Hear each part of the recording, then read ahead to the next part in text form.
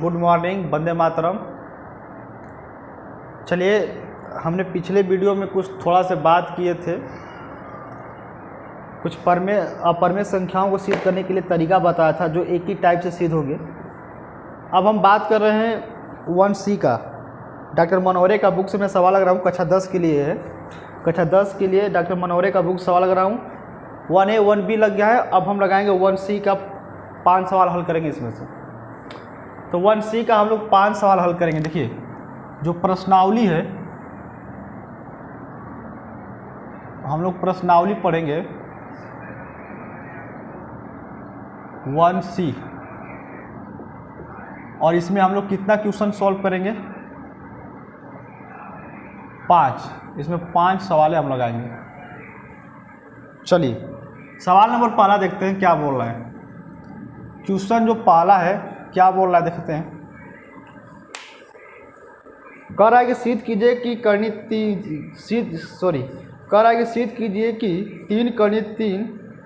तीन करनी में 3 एक परमेय संख्या नहीं है।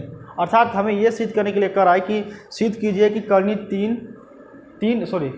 करनी 3 जो दिया है सवाल में आपका, 3 करनी में 3 एक अपरमेय संख्या सिद्ध करना है। यानी परमेय संख्या नहीं है, यानी कि अपरमेय संख्या सिद्ध करना है। तो चलिए, सवाल है ये। तो हमने बताया था इसका उल्टा मानते हैं, तो आप इसका उल्टा मानिएगा कि माना 3 करनी में 3 एक परमेय संख्या। हमेशा उल्टा मानते हैं, विरोधाभास परमेय संख्या है। तो आप जानते हैं 3 करनी 3 बराबर दिखाएंगे P/Q। अब एक काम करिए, बहुत सिंपल है, 2 लाइन का सवाल है। देखिए, 3 जो है ना, ले आइए इधर। तो ये रहा करनी में 3 और P/Q है। इधर आएगा तो 3 हो जाएगा भागे में, क्यों गुणे में था। अब यहाँ पे एक चीज़ देखिएगा, अब इसके आगे कुछ हल नहीं करेंगे। यहाँ पे एक चीज़ लिखिएगा, आप जब यहाँ पे लिखेंगे P/Q का ना, तो आप लिखेंगे P&Q पूर्णांक संख्या है। क्या है? पूर्णांक है। ठीक, Q नॉट इक्वल टू 0 के बराबर भी लिख सकते हैं। तो यहाँ पर क्या समझ में आया? देखिए, सवाल खत्म हो गया, यहीं तक है। बस थोड़ा सा एक स्टेटमेंट लिखेंगे। देखिए, हमने इसको सिद्ध करना चाहा क्या? परमेय संख्या, लेकिन नहीं हुआ। क्यों नहीं हुआ? क्यों? देखिए, √3 बराबर P/Q। P/Q पूर्णांक है, तो पूर्णांक के सब वर्ग में 3 आया, तो ये भी पूर्णांक हो गया। तो कहने का मतलब आप जानिएगा यहाँ पर थोड़ा सा बात को, कि कभी भी परमेय संख्या और अपरमेय संख्या आपस में बराबर नहीं होते हैं। √3 एक हमारी कैसी संख्या है? अपरमेय संख्या है। तो अपरमेय संख्या तथा अपरमेय संख्या आपस में बराबर नहीं होता है। अतः हमारे द्वारा किया गया कल्पना क्या है? गलत है। हमारे द्वारा किया गया कल्पना गलत है। अतः यह सिद्ध होता है कि करनी 3 एक परमेय संख्या, अतः यह सिद्ध होता है कि करनी 3 एक अपरमेय संख्या है। बस इतना आपको लिख देना है, ये खत्म। चलिए, सवाल नंबर दूसरा देखते हैं। सवाल में दम नहीं है। देखिए क्या बोल रहा है यहाँ पर। कह रहा है कि सिद्ध कीजिए कि करनी में 5 एक अपरमेय संख्या है। सेम क्वेश्चन, ऐसा तो लगा चुके हैं सवाल। आइए सिद्ध करते हैं। तो जब भी बोलेगा करनी में सिद्ध कीजिए करनी में 5 एक अपरमेय संख्या है, तो आप इसका उल्टा मानेंगे। तो मैं डायरेक्ट लगा रहा हूँ यहाँ पर कि मैंने माना करनी में 5 एक परमेय संख्या है, क्योंकि हम इसको परमेय सिद्ध करने की कोशिश करेंगे। जब नहीं होगा तो हम बोल देंगे कि यह परमेय संख्या है। परमेय संख्या है। जब परमेय संख्या है तो आप इसको √5 में P/Q के रूप में दिखा सकते हैं। हाँ, दिखा सकते हैं। अब यहाँ पर आप जानते हैं कि P और Q क्या है? P और Q 2 पूर्णांक है। क्या है? 2 पूर्णांक है। अब क्या करते हैं? देखिए, करनी हटाने के लिए दोनों पक्षों में क्या करिए? वर्क करिए। तो यहाँ पर आप लिखिए कि दोनों पक्षों में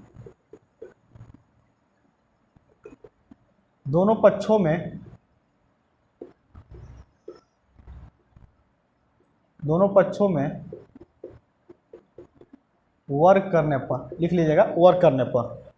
जब वर्क करेंगे तो करनी स्क्वायर कट जाएगा। जैसे यहाँ पर करनी 5 का वर्क करेंगे, अब बराबर P/Q का वर्क करेंगे ऐसे। तो करनी से ये वर्क खत्म, तो बचेगा 5 और ये बचेगा P² हो जाएगा, और ये क्या हो जाएगा? Q² हो जाएगा। अब एक काम करिए, इनका तिर्यक गुणा कर दीजिए, ये होगा 5q का स्क्वायर बराबर p स्क्वायर। अब q स्क्वायर बराबर लिखेंगे p स्क्वायर बटा के 5, यानी 5 लिख दिया मैंने। तो अब यहाँ पर आपको चीज़ समझ में आ रही है कि ये जो 5 है p को क्या कर रहा है, विभाजित कर रहा है, यानी p स्क्वायर 5 लेके विभाजित है, तो लिखेंगे p स्क्वायर 5 से विभाजित है। तो आप यहाँ स्टेटमेंट लिखेंगे कि p स्क्वायर 5 से विभाजित है, या आप लिख सकते हैं कि 5, या आप लिख सकते हैं कि 5 p को विभाजित करता है या करता है। ठीक, अब इसके आगे देखेंगे। देखिए मेरी बात को थोड़ा ध्यान समझिएगा, इस तरह के सवालें बहुत आसान हैं, बहुत सरल और सुजल और आसान है। देखिए क्या बोल रहा है यहाँ पर, आपने यहाँ पर जब इसको सॉल्व किया इतना, तो आपको क्या नज़र आया यहाँ पर, आपने कुछ नोटिस किए होंगे। नोटिस में क्या नोटिस किए हैं, देखिए आपने यहाँ पर नोटिस किए होंगे कि p स्क्वायर जो है 5 से विभाजित है, यानी 5 इसको क्या कर रहा है, डिवाइड कर रहा है, काट रहा है। अगर इसी प्रकार अगर हम q को भी 5 ले कटा दें, सुनिएगा, q को अगर हम 5 ले कटा दें तो हमें एक चीज़ यहाँ पर मिल जाएगा कि p और q में दो उभयनिष्ठ p और q में एक कॉमन चीज़ मिलेगा, और वो क्या मिलेगा, 5, क्योंकि 5 दोनों को काट रहा है। जब 5 दोनों को काट रहा है तो दोनों में, जब 5 दोनों में काट रहा है तो उभयनिष्ठ क्या मिल गया दोनों में, यानी p और q दो पूर्णांक में उभयनिष्ठ क्या मिलेगा, मुझे 5 मिलेगा। 5 मिलेगा, जब 5 मिलेगा तो हमारा ये सअभाज्य गुणनखंड का पालन नहीं करेगा, क्योंकि मैंने पहले ही बताया था कि जब परमेय संख्या होते हैं, यानी जो परमेय संख्या होगी वो p/q के रूप में होगी, और p/q के रूप में होगी तो p और q क्या है, दो पूर्णांक है, q नॉट इक्वल टू 0 के बराबर, q 0 के बराबर नहीं होता है। और उसमें मैंने एक संबंध बताया था कि p और q में क्या होना चाहिए, एक संबंध होता है, वो सअभाज्य गुणनखंड का संबंध होता है। सअभाज्य गुणनखंड का मतलब कि p और q में एक उभयनिष्ठ होगा, सिर्फ एक उभयनिष्ठ होगा, एक के सिवाय कोई उभयनिष्ठ नहीं होगा। अगर एक के सिवाय उभयनिष्ठ होगा तो वो परमेय संख्या में नहीं आएगा। इसी प्रकार यहाँ पर हमने इसको परमेय संख्या सिद्ध करने की कोशिश की, लेकिन यहाँ पर देख रहे हैं तो दोनों में क्या उभयनिष्ठ है, 5 उभयनिष्ठ है, ये हमारी परमेय संख्या नहीं हो पाएगी। तो चलिए इसी प्रकार q को भी 5 लेकर आने के लिए क्या करना पड़ेगा कि आपको p बराबर मानना पड़ेगा, p बराबर क्या मानना पड़ेगा, 5, ये 5 इसी को लीजिए, 5m मान लीजिए, p बराबर 5m मान लीजिए। दिख रहा है ना, चलिए नहीं दिख रहा तो यहाँ पर हम लोग सॉल्व करते हैं लाइनिंग करके। आप मानिए p बराबर 5m, और जानते हैं कि m एक क्या है, जहाँ m एक पूर्णांक है, जहाँ m एक पूर्णांक है। चलिए तो अब क्या करते हैं कि इस वाले के, देखिए इस वाले पे ध्यान दीजिएगा, इसको समीकरण 1 बना लीजिएगा और लिखिएगा p का मान समीकरण 1 में रखने पर, ठीक, तो रखने पर क्या है भैया, तो q स्क्वायर बराबर p स्क्वायर बटा के 5 है ना, 5। अब क्या करेंगे कि जहाँ p स्क्वायर वहाँ 5 रख लीजिए, तो 5m रखेंगे, क्या रखेंगे, 5m रखेंगे, इसका स्क्वायर कर देंगे बटा के 5। जब q स्क्वायर बराबर करेंगे तो ये 25m स्क्वायर हो जाएगा, ठीक, अब बटा के ये 5 हो जाएगा। अब इसको कराइए 50 तो q स्क्वायर बराबर आपका मिलेगा 5m स्क्वायर, और q, हाँ देखिए ये काट दीजिएगा, 5 × 25 कट गया। अब देखिए ये जो 5 इधर लाइए नीचे, इसके 5 नीचे ला देंगे तो बचेगा m स्क्वायर, ठीक, हाँ दिख तो रहा है। तो अब यहाँ पे एक चीज़ आप समझ गए कि जो वही स्टेटमेंट लिखेंगे यहाँ पर कि q स्क्वायर 5 से क्या है, यहाँ भी विभाजित हो रहा है, तो एक स्टेटमेंट लिख देते हैं यहीं पर, हाँ, कि q स्क्वायर 5 से विभाजित है, क्या है, विभाजित है, या फिर हम कह सकते हैं कि 5 q को विभाजित करता है। तो अब सुनिएगा बात थोड़ा ध्यान से, p और q में हमें क्या मिला, तो उभयनिष्ठ 5 मिल गया, जबकि मिलना क्या चाहिए मुझे 1, और मिल क्या गया 5। तो जब 5 मिल गया तो ये हमारा परमेय संख्या नहीं हो सकता, यानी कि हम कोशिश कर रहे थे कभी से सिद्ध करने के लिए क्या, परमेय संख्या, लेकिन ये हो ही नहीं रहा परमेय संख्या सिद्ध। ये क्या हो रहा है, ये अपरिमेय संख्या सिद्ध, मतलब परिमेय संख्या सिद्ध नहीं हुआ। तो अब छोटा सा एक स्टेटमेंट लिखेंगे हम लोग। देखिए स्टेटमेंट क्या लिखेंगे, मैं बोल दे रहा हूँ। स्टेटमेंट लिखेंगे कि पूर्णांक p और q में उभयनिष्ठ गुणनखंड 5 है, यानी कि हमने अभी सिद्ध करके निकाला 5 है, लेकिन 5 है। तो आप लिखेंगे पूर्णांक p और q में उभयनिष्ठ गुणनखंड 5 है, अतः यह सअभाज्य गुणनखंड का पालन नहीं कर रहा है। तो हमारे द्वारा किया गया कल्पना विरोधाभास है या गलत है, हमारे द्वारा किया गया कल्पना क्या है, तो गलत है। अतः सिद्ध होता है कि कर्णी 5 एक क्या है, परिमेय संख्या है। अतः सिद्ध होता है कर्णी 5 एक अपरिमेय संख्या है। अतः सिद्ध होता है कर्णी 5 एक अपरिमेय संख्या है। उम्मीद करता हूं कि ये सवाल समझ में आया होगा, और इस तरह के सवाल जब भी आएगा तो इसी पैटर्न पर लगाइएगा। एग्जाम में ये सवाल 2 नंबर या 4 नंबर में पूछ लेता है। चलिए अब सवाल नंबर देखते हैं, थर्ड यानी तीसरा। चलिए देखते हैं सवाल नंबर, अब आते हैं तीसरा पर। कह क्या रहा है तीसरा सवाल में, कह रहा है कि सिद्ध कीजिए कि 3 + 2 करनी में 5 एक अपरिमेय संख्या है। देखिए सवाल हमारा है 3 + 2 करनी में 5 एक अपरिमेय संख्या, हमें क्या करना है, सिद्ध करना है। तो वही प्रक्रिया, वही क्रिया करेंगे, फिर मानेंगे इसका उल्टा मानेंगे। यहाँ पर मानेंगे कि माना 3 + 2 करनी में 3, यही दिया है ना जी, 5 दिया, सॉरी ये 5 दिया है, 5 लिख देते हैं। हमारा 3 + 2 करनी में 5 एक क्या है, परिमेय संख्या है, परिमेय संख्या है। तो चलिए, तो हम 3 + 2 करनी 5 को हम दिखा सकते हैं p/q के रूप में दिखा सकते हैं। तो चलिए अब क्या करते हैं कि ये 3 को ले जाइए उधर, इसमें ये क्या है, p और q क्या है, 2 पूर्णांक हैं। देखिए इस तरह के सवाल जब भी आपके पास आता है तो आप क्या करिए कि जो करनी में 5 है ना, ये अपरिमेय संख्या थी, इसको एक और करिए, अब बाकी सबको पूर्णांक की ओर ले चलिए। p q के 2 पूर्णांक है ना, उधर ले चलिए। देखिए तो मैं क्या कर रहा हूँ, √2 5p/q उधर गया तो प्लस ये 3 उधर गया तो -3 हो जाएगा।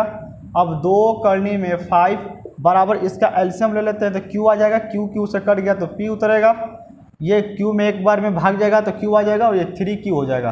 भिन्न का जोड़ घटाना तो आता ही होगा।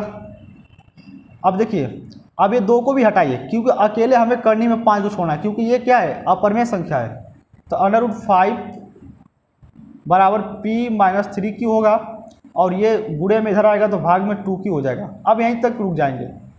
अब रुक जाएंगे यहाँ पर क्या देख रहे हैं, ये रहा करनी 5 एक अपरिमेय संख्या, और ये p - 3q बराबर 2q, ये क्या है, ये पूर्णांक है, यानी ये क्या है, परिमेय संख्या, यानी सभी पूर्णांक परिमेय संख्या होती है। तो जब ये पूर्णांक के संपर्क में आया तो ये क्या बन गया, परिमेय संख्या बन गया। तो देखिए अपरिमेय संख्या परिमेय संख्या आपस में कभी बराबर नहीं होते हैं। तो हम यहाँ पर सिद्ध कर लिए। अब हम यहाँ पर ये सिद्ध हो गया, हम कोशिश कर रहे थे क्या सिद्ध करने के लिए, परिमेय संख्या, लेकिन हो ही नहीं रहा है। यहाँ पर कुछ और दिखा रहा है। तो अब यहाँ पर हम एक स्टेटमेंट लिखेंगे, छोटा से लिखेंगे कि परिमेय संख्या तथा अपरिमेय संख्या आपस में कभी बराबर नहीं होती हैं, अतः हमारे द्वारा किया गया कल्पना गलत है। अतः यह सिद्ध होता है कि 3 + 2 करने में 5 एक अपरिमेय संख्या है। चलिए समझ में आया होगा। अब सवाल नंबर 4 पर चलते हैं। चलिए चौथा सवाल देखते हैं। कह रहा है कि सिद्ध कीजिए कि करनी में 7 एक अपरिमेय संख्या है। अरे माइला ये क्या दे दिया, अभी तो सिद्ध किए हैं करनी में 5 वाला। सवाल नंबर चौथा सिद्ध किए हैं, हाँ दूसरा सेम क्वेश्चन सेम पैटर्न। चलिए लगा देते हैं, कोई बात नहीं।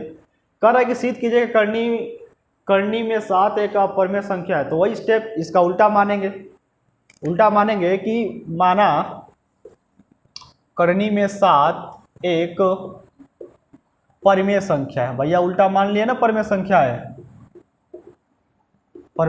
है। तो क्या करेंगे, करनी 7 बराबर दिखाएंगे p/q, दिखाएंगे नहीं दिखाएंगे, परिमेय संख्या माने तो दिखाएंगे।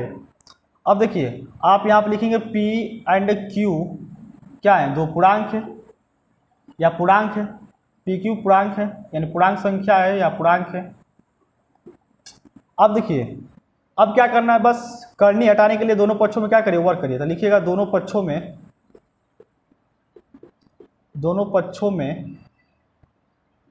वर्क करने पर तो वर्क करिए।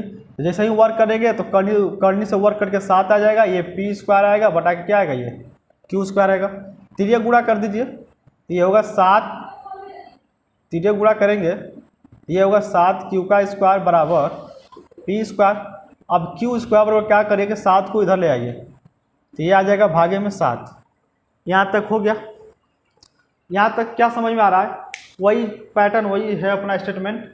यहाँ P² 7 से क्या है, विभाजित है, तो आप यहाँ पे लिखेंगे कि P² 7 से विभाजित है, या लिख सकते हैं कि 7 P को विभाजित करता है, इतना लिख दी। इसके बाद तो आप जानते ही होंगे, सवाल नंबर 2 में सॉल्व किए थे हमने कि एक P अगर P को 7 विभाजित कर रहा है तो इसी प्रकार अगर हम Q को भी 7 से विभाजित कर दे तो हमें क्या मिल जाएगी कि P और Q यानी दो पूर्णांक P और Q में क्या उभयनिष्ठ मिल गया, 7 मिल गया। जबकि मिलना क्या चाहिए, एक मिलेगा तभी तो सहभाजी गुणनखंड का पालन करेगा, और जब सहभाजी गुणनखंड का पालन करेगा तो हमारी किसी संख्या हो जाएगी, परमेय संख्या हो जाएगी। लेकिन यहाँ पर तो परमेय संख्या का पालन कर ही नहीं रहा है, कभी से कोशिश कर रहे हैं परमेय संख्या सिद्ध करने के लिए, लेकिन हो नहीं रहा है। तो चलिए अपने स्टेप को आगे बढ़ाते हैं।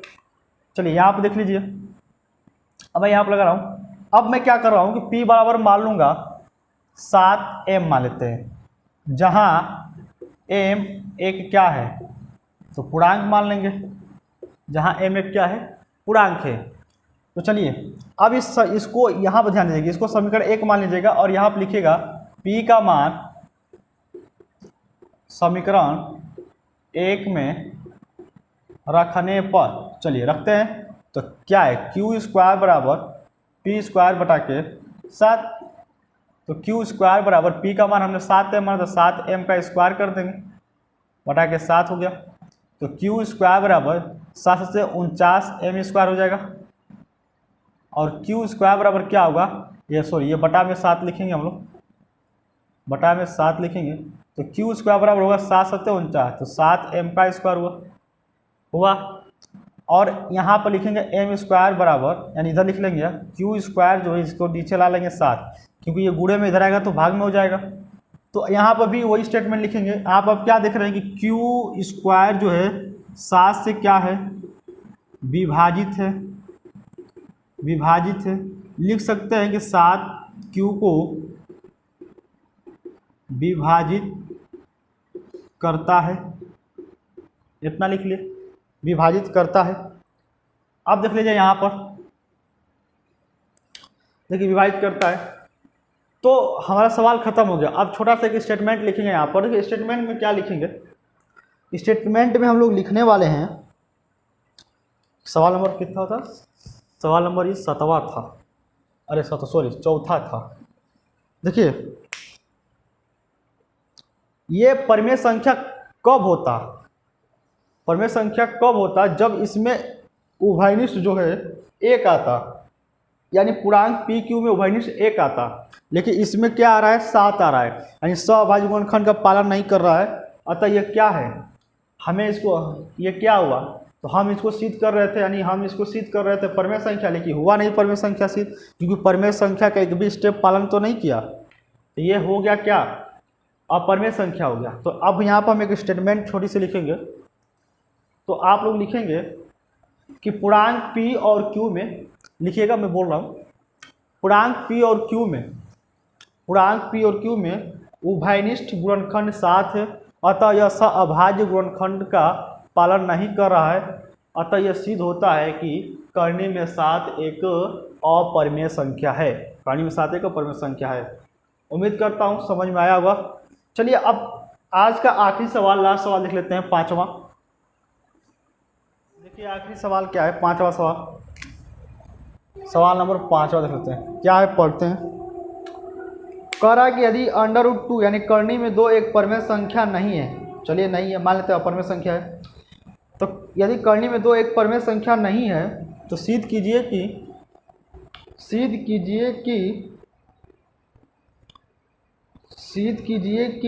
2 प्लस करनी में 2 एक परमेय संख्या नहीं है। चलिए कह रहा है कि अगर करनी में 2 परमेय संख्या नहीं है तो सिद्ध कीजिए कि 2 प्लस करनी में 2 परमेय संख्या नहीं है, यानी कि हमें इसको सिद्ध करना है। तो 2 प्लस करनी में 2 परमेय संख्या नहीं है अर्थात अपरमेय संख्या सिद्ध करना है। तो चलिए हम इसका उल्टा मानते हैं, तो लिखेंगे माना 2 प्लस करनी में 2 एक परमेय संख्या है। क्या है? परमेय संख्या है। ये मान लिया मैंने, हमने ये क्या क्या मान लिया। चलिए बस अपना वही पैटर्न, अगर परमेय संख्या है तो 2 प्लस √2 बराबर कितना, p/q के रूप में लिख सकते हैं कि नहीं लिख सकते हैं। आप जानते हैं p एंड q क्या है, तो पूर्णांक संख्या या पूर्णांक है, पूर्णांक संख्या है। चलिए क्या करेंगे, बहुत इजी है सॉल्व करना, कुछ नहीं करना, 2 को ले जाइए उधर, ये √2 p/q ले जाएंगे 2 तो माइनस में हो जाएगा, प्लस में था, एलसीएम लेके हल कर लीजिएगा तो q आएगा, q से q करे तो p, ये होगा -2q, एलसीएम आता है ये वो जोड़ घटाना, लेंगे तो कितना आएगा q से q खत्म तो p माइनस ये 2q हो जाएगा, अब बराबर ये √2। तो क्या यहाँ पर देखने को मिल रहा है। चलिए इस तरह के सवालों में करनी में जो रहता है उसको अकेले करते हैं ताकि परमेय और परमेय में अंतर निकाल पाएँ। तो देखिए ये √2 जो हमारा है एक अपरमेय संख्या है और ये pq पूर्णांक है, इसके संपर्क में आने वाला सभी संख्या पूर्णांक है, तो यानी कि सभी संख्या पूर्णांक हो जाएगी और सभी पूर्णांक संख्या कैसी संख्या, तो परमेय संख्या, यानी ये परमेय संख्या है, ये अपरमेय संख्या है। तो हम क्या करेंगे, यहाँ पर लिखेंगे कि अब यहाँ पर हम इसको सिद्ध करना चाह रहे थे परमेय संख्या, लेकिन हुआ नहीं, तो हम एक स्टेटमेंट यहाँ पर लिखेंगे कि परमेय तथा अपरमेय संख्या कभी भी आपस में बराबर नहीं होते हैं, अतः हमारे द्वारा किया गया कल्पना गलत है, यानी विरोधाभास है। हमारे द्वारा किया गया कल्पना क्या है, तो गलत है। अतः यह सिद्ध होता है कि 2 प्लस करनी में 2 एक अपरमेय संख्या है, या सिद्ध होता है कि 2 प्लस करनी में 2 परमेय संख्या नहीं है। उम्मीद करता हूं कि ये 5 सवाल आप लोगों को समझ में आया होगा। तो चलिए आज का यहीं पर रहने देते हैं। अब अगले वीडियो में 5 सवाल और लगाएंगे, इसमें 10 सवाल टोटल दिया है, पूरा ख़त्म हो जाएगा। तो अगले वीडियो का इंतज़ार करिएगा। तो चलिए आपसे छुट्टी लेते हैं, एक बार फिर से वंदे मातरम। चलिए चलते हैं, जय हिंद।